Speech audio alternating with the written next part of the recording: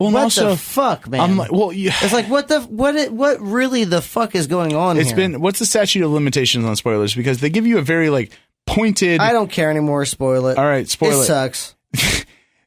They kill your kid. Into the crack house. Into the crack house. Into the crack house.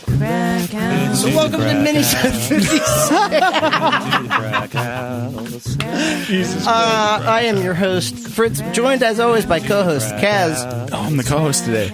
Yeah, we have a lot of topics to get into today. So, for instance, how much do you think chimpanzees, humans, and orca whales have in common? Damn. Also, we have some entertainment news and trailers. I'm going to get into what I've recently been watching and also how much of a pain in the dick the Season 3 premiere, Episode 60 Autonomous Decision Selection Game was. And also, Kaz has some tasty tidbits on ancient video game reviews. You and I were together and we decided, you know what, let's just do it. And we were together because of accidents. Right. Yes, that is the perfect way to put that.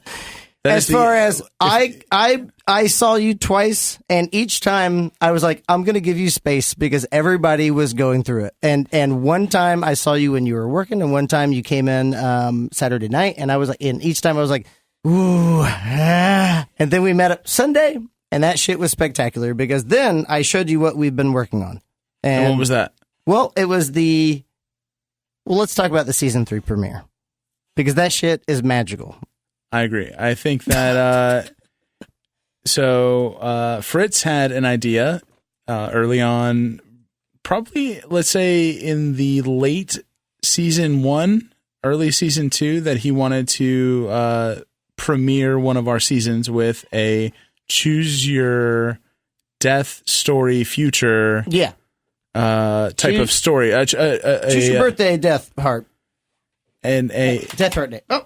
An interactive podcast experience, essentially. Something that you could, use like one of those books from back in the day. We're not allowed to legally say, I guess, the name of it, but it's the choose your own story kind of things where it would tell you go to chapter. That's enough. That's close enough. Barry? Bennett? Is it Barry or Bennett? I haven't asked. He's on the legal team. He's always changing his name. He's a slippery slope. We should probably pull the curtains back. We have a new intern. Bennett. Is his name Bennett or Barry? I think it's Barry. Bennett! He didn't look. Let's have Man Daddy ask him later. Because I feel like a be bastard. Upfront with him about it. You know what we're saying. Basically, we provide you a selection of choices to advance the story of the episode, and you select, and then we tell you to go to minute X or Y or Z for your different selection, and then you go there, and it is extremely cool, and it took a bit of time and a bit of planning, but I think that it is something that you guys are going to enjoy. So check it out. YouTube. Autonomous Decision Selection Game. Mm-hmm. And also you can find it on Libsyn, all the normal channels. YouTube is the best bet because of the overall visuals. And man, man. If you don't get to see the YouTube portion of it first, go to it at some point because it is extremely cool. There's several homages to retro. Oh, God, just go to YouTube. Just click it right now. Seriously. Stop listening to this. This is bullshit. Go listen to the real thing. Go to the real thing. And that real thing is YouTube. And subscribe and like and tell your friends and all that stuff, etc. But check it out because we spent a lot of time and it was cool. There's also a couple of really short, actual videos that we have recorded and posted there. You can also find things that you might not find anywhere else, like Kaz's UFO special. He did one of a planned 5 or 10, and then my computer died. To be coming. Upcoming. Yeah, upcoming. To be coming. And also, same thing. And also, we have the Kaz is headbutting the microphone. So to pull his sticker off. Okay. Well, I will say this. There are a lot of similarities that we've previously not known between chimpanzees and human beings, and the other species is the killer whale. So, out of 100, Kaz, how many percentage points do you think the DNA equivalence between a chimpanzee and a Homo sapien is? So having taken primatology, I know that the bonobo is the most similar to the human, and it's 99 something point something. So bonobos and humans are like really similar in DNA. So what's your final? Chimpanzee, I would say 98.6, like a temperature. So to round up or round down, what would you do? 98 or 99%? I'm going to go up. So that would be 99%? Let's go up to 99. Are you ready? 99%. Ooh. 99%. Now, between the chimpanzee and the human beings, the cetaceans, the whales, the great whales, as they're known. So of the 5 big traits in personality, the killer whale, the chimpanzee, and the human all share similar things. And of those things, of the 5 traits, you have openness, conscientiousness, extroversion, agreeableness, and neuroticism. No shit. Isn't that amazing? I like that neuroticism is one of the things that we like measure as like being kind of... It's awesome, right? It has to be... If you're not a little neurotic, you're not human. Yep. So that all spells out the acronym OCEAN. So openness, so open, conscientiousness, open, conscious, extroversion, like agreeable, extrovertido, it's like, and then agreeableness, and then neuroticism. No shit. So of all of those, the quote from, and this story is from the Scientific American, the title, "Killer Whales and Chimpanzees Have Similar Personalities. An individual's personality is thought to be fairly stable by adulthood, and the idea that it can be measured by just a handful of factors go back at least a century." The only other trait that was not studied in humans and killer whales was like dominability, like dominance. Being a dom. Yeah, and that was specifically linked to the chimpanzee. But they couldn't. They weren't about that. I mean, we could probably count like micro bursts in people's everyday life, where you just get frustrated. Yeah. So this is I hope, an ongoing study, but that's a Scientific American. I remember reading a thing about the fact that chimpanzees, like, there would be like war. They would like wage a war on each other, essentially. Like they would organize, attack, defend, and go back. And that, to me, I don't know. It's the fact that it goes back that, was it, I'm going to say this wrong. Someone in the podcast universe audience, corrects me if you get a chance to. I think it was William Burroughs did there may be many universes, but ours is one of wars and games, I think was the quote. But it goes back to like humans, did we even have a chance to not be in this weird situation of, aggression and constant struggle? Was it always back to even before we evolved? You are absolutely correct. The William S. Burroughs quote is, "There is a war universe, war all the time. That is the nature. There may be other universes based on all sorts of other principles, but ours seems to be based on war and games. All games are basically hostile, winners and losers. We see them all around us, the winners and the losers. The losers can oftentimes become winners, and the winners can very easily become losers." Damn, that's way better than I put it. Thank you. William S. Burroughs. Woo! Good lookup on the spot. Damn. William S. Burroughs. Let's talk about some trailers. Kazarinsky. Okay, so first one, we talked about it before. Guillermo del Toro. William del Toro. Guillermo. Yeah, I can't do that. He's done several of my favorites. We were actually, Pacific Rim was on earlier on the TV, and we were enjoying a bit of that. And the man is a prolific artist. He was also Pappy McPoyle on It's Always Sunny in Philadelphia. A little bit of trivia for you. He apparently knows those guys and is friends with them and got on that show and does kind of a bit cameo part.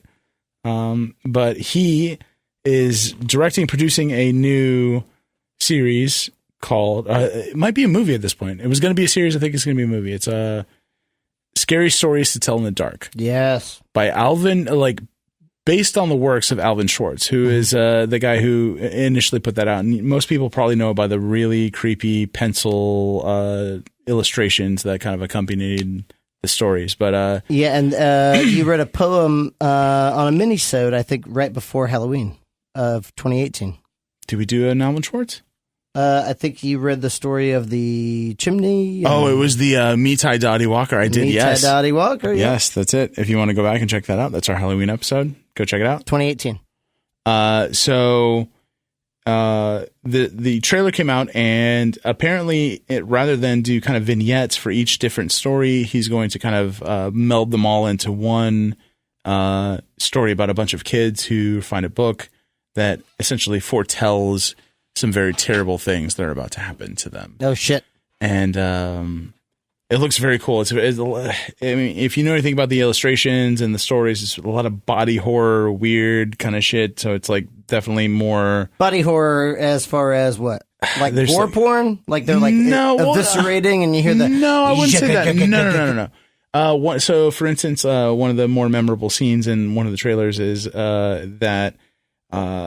a young lady finds a sort of boil that she has on her skin, and out of it is this hair that she goes to kind of like pluck or pull, and finds out that it's actually the leg of something that's inside of her. And that actually links back to Morgellianism, I think. It's this like it's this. Well, now you're gonna look it up. It's this pseudo. It's a pseudo disease. People can't really decide. Where they think it's like a fiber inside of them or whatever. Yep. Yeah. I know. Yeah.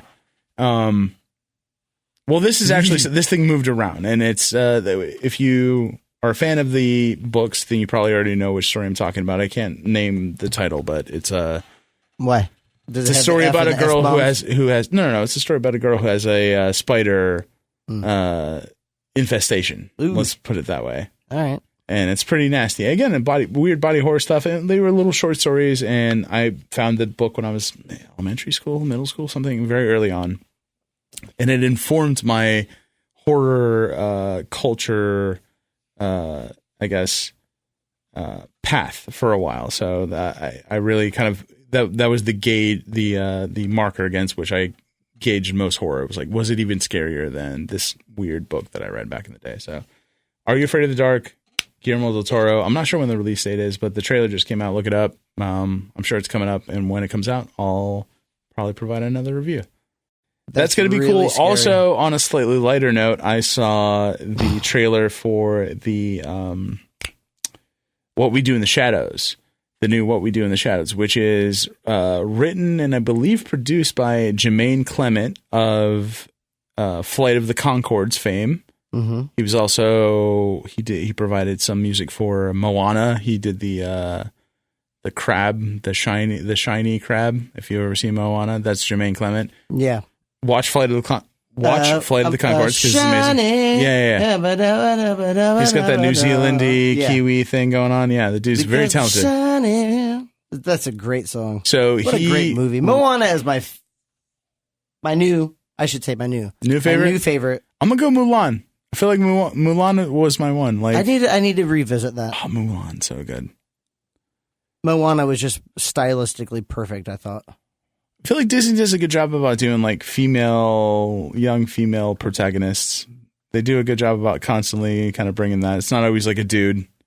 Yeah. It's not always Peter Pan. It's Pocahontas. It's Mulan. It's Moana. And they have The Rock to like kind of poke fun of. Yeah, exactly. The Rock is the dorky one. He's like he's tough, but he's dorky. Yep.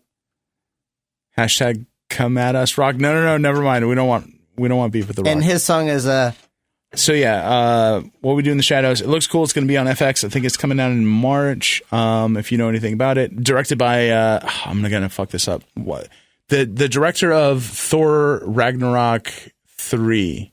Why Tiki?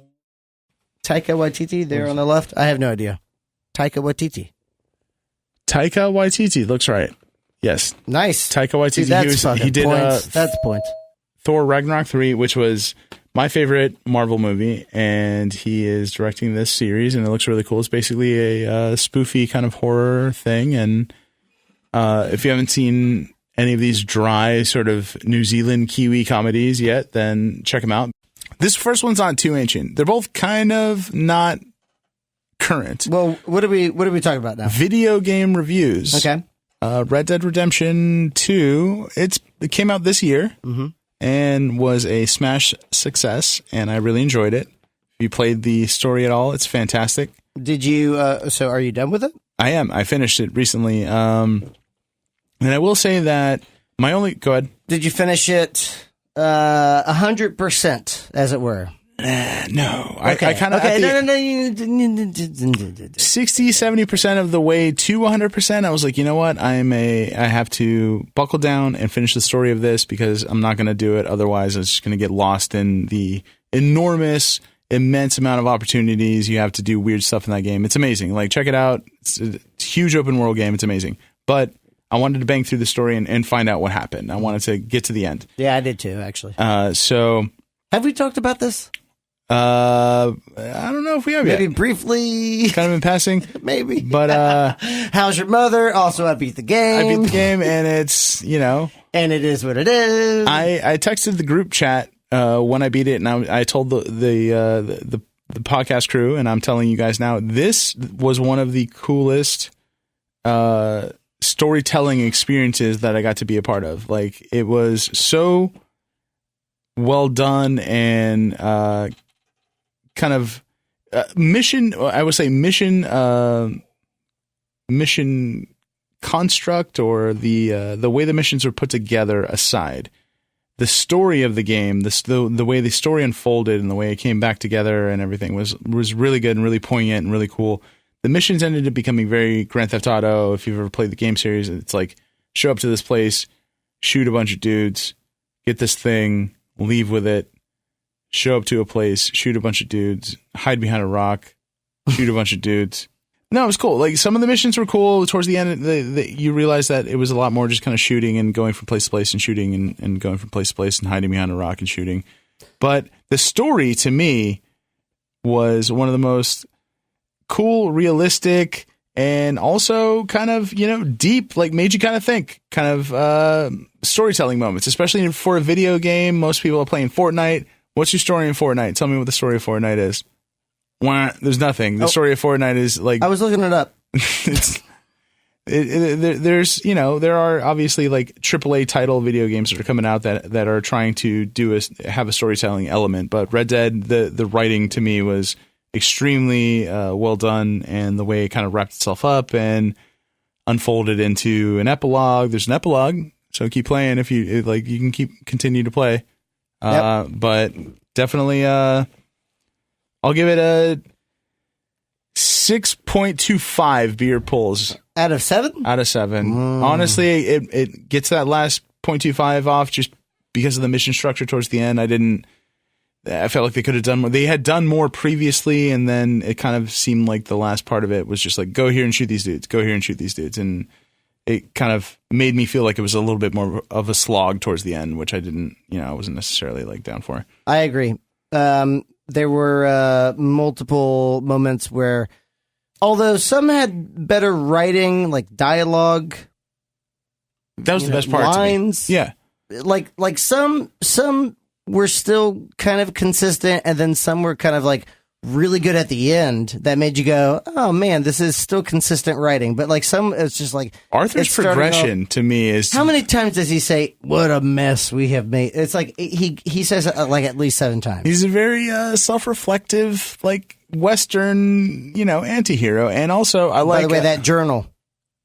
You were right. You know what? I went back through it actually after you said something about it.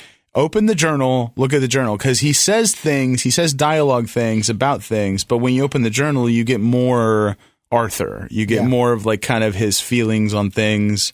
And to me, the character was really good, man. It was good. The dude who voiced it was really good. They got John Marston back. Again, spoilers if you haven't gotten through the first 15 minutes of it, but like, whatever. You know what? Come on. It's about that time. Because I'm about to spoil some other shit for you. First of all, I'm marking all this. God of War is the other ancient video game review I'm doing. God of War came out a little bit ago. Shout out Anthony Demento. one of the main devs on that. Oh, hey. Hey. So I used to work with Mr. Demento on cool. the Madden video games, and he went on to take several other jobs at different places, and now he works on... Mr. Demento now lives in North Canada, you were saying, right? I think it's California. I think he's still in California. Near Santa Monica? the circular hole of ice. No, okay. No, that's the Antarctic Circle. That's a polar bear that I was talking about that I met one time. No, this is the Anthony. documentary one of the other guys. Sorry.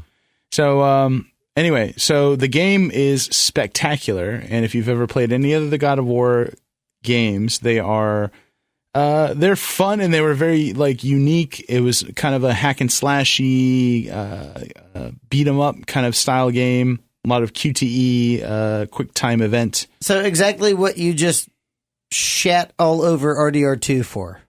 It's the same kind of game. Well, so this is what I was going to say is I played some of all of them, but I never really got into God of War because it wasn't really my style of game. I've never played them either. They weren't, I mean, you could, they were fine. They were cool, visually simulating, but I never, like, the gameplay to me was, I didn't like just wailing on the square button, like, or whatever, like square X. It's not my thing.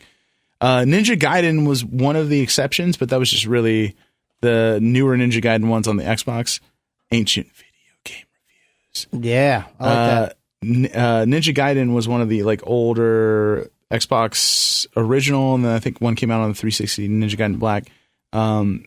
Similar vein, but they were more Dark Soulsian in that they were like meant to be hard. You weren't meant to just like get through it by like wailing on the square button. Like you had to kind of like do some stuff. Oh man, do some fancy footwork. Yeah, Ninja Gaiden was originally an arcade version. Correct. Back in the day. It goes back to what year do you think? That must have been 89, 90. Should have gone down 1988. 88. So you get 1 point. All right. Because you said 89. 1988. Yeah, that's crazy. I remember my old man bringing me to the arcade, and he would be like, "Yo, it wasn't even the arcade. It was the motherfucking 7-Eleven in Imperial Beach, California." I remember opening the door and hearing boom, boom, and then seeing the Ninja Gaiden arcade machine on the left, and being like, "Yo, what's good, man? Like, let me get a quarter. Like, let's try this."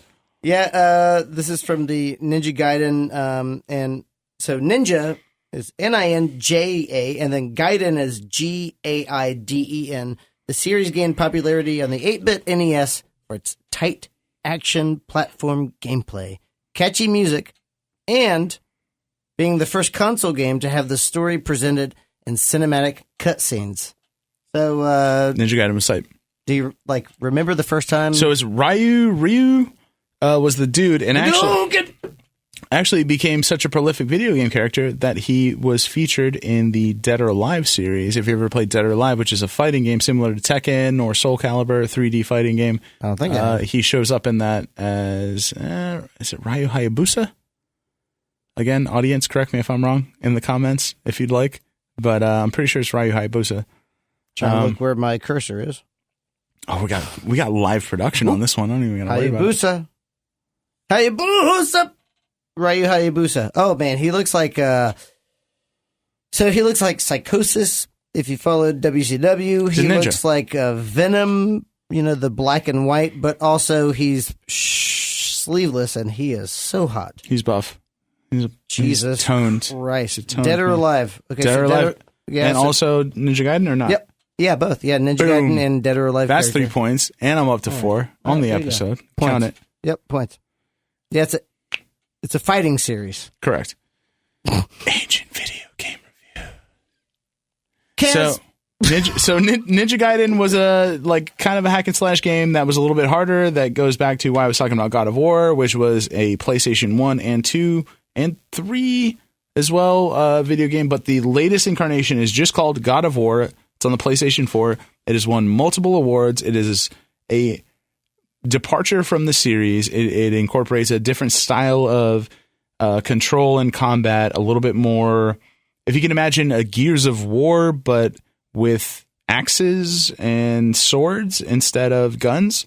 Very kind of stiff over the shoulder camera lock, but then you kind of have to navigate similar to Dark Souls. Person. Yeah, similar to Dark Souls. You got to kind of navigate a dodge and a dash and a block, and you don't just wail on the attack button until everything's dead. You kind of have to to figure out how to play this game. So to me, that was the initial draw. And then playing the game, the story, again, going back to RDR2, Red Dead Redemption 2, is so good. At certain moments, I'm like, I might get choked up here. It's about, not to give it away too much, it's about the development of a relationship between an estranged father and his son, set in ancient Greek meets Norse mythology setting.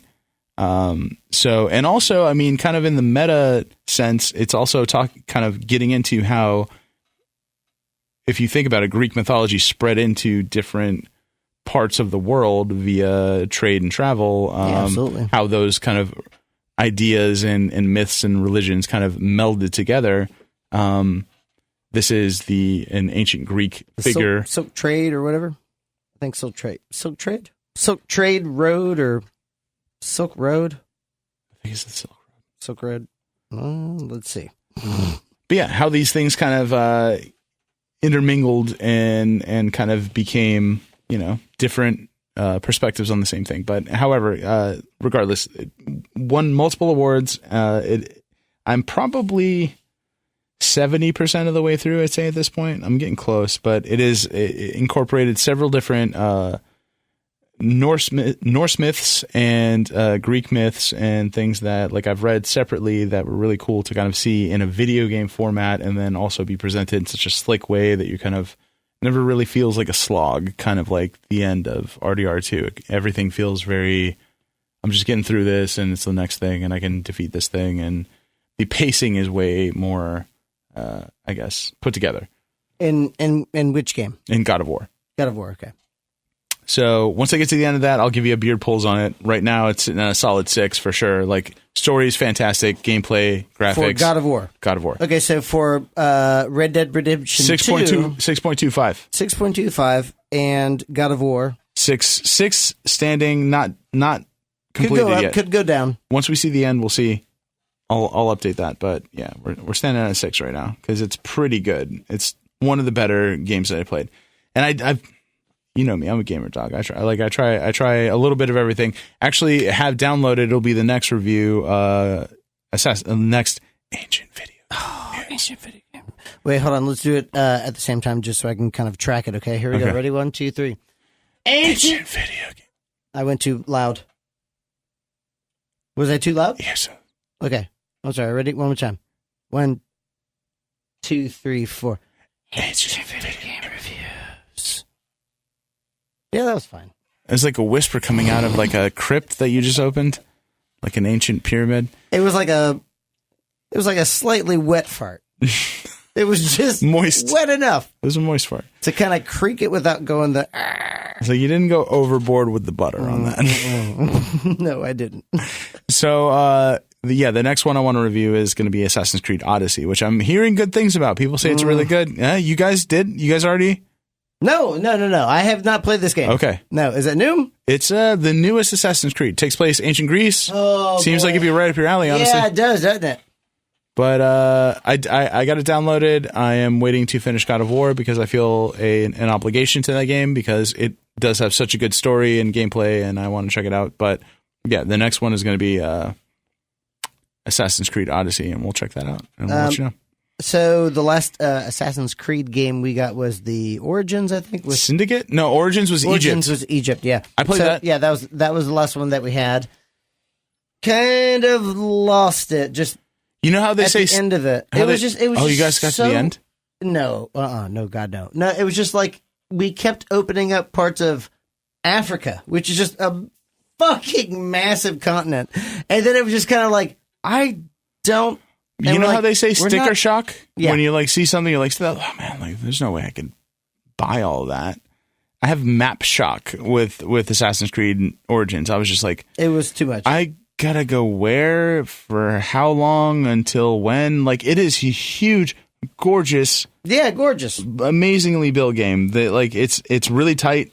If you like Assassin's Creed and you just want to fucking do Assassin's Creed forever, then play that game. Climbing those pyramids was a lot of fun. It was a lot of fun, and also like stealth killing and everything. It's a good Assassin's Creed game. There's nothing wrong with it at all. Yeah, the storyline when it was like you have 7 kings to kill, and then you kill 2, and then the rest of the map opens up, and that's when it was like, well, what also, the fuck, man? I'm like, well, it's like what really the fuck is going on? It's here? been what's the statute of limitations on spoilers? Because they give you a very like pointed. I don't care anymore. Spoil it. All right, spoil it. It sucks. They kill your kid, and then you're like, vengeance. Yeah. Hold on, wait. I got to spend the next 700, 800 hours traversing the continent of Africa to figure out how to. No. Like, wait, no. It's too like there's too much time. I've done so many other things for fucking farmers and shepherds and shit. I don't even care. Like, I lost sight of the main kind of plot line and storyline very quickly into that. Like, it was just, you were spoiled for choice. Spoiled for choice. Spoil apostrophe T. Spoilt for choice. Spoiled. You're spoilt for choice. Too much. Way, can we start a podcast? Just old man rants about video games. No. Yes. Now. So let's start 2 podcasts tonight. So I mean, you can always follow us on social media, Facebook, YouTube, Instagram, YouTube. Yes. Just search episode 60 Autonomous Decision Selection Game, and I think that's it. Let's wrap it up now, and let's hang out and maybe get something going for tomorrow, Wednesday. How about that? Sounds good. All right. I like where your head's at. Okay. Well, did you? Yeah, okay. Bye. No, wait, this is Crack.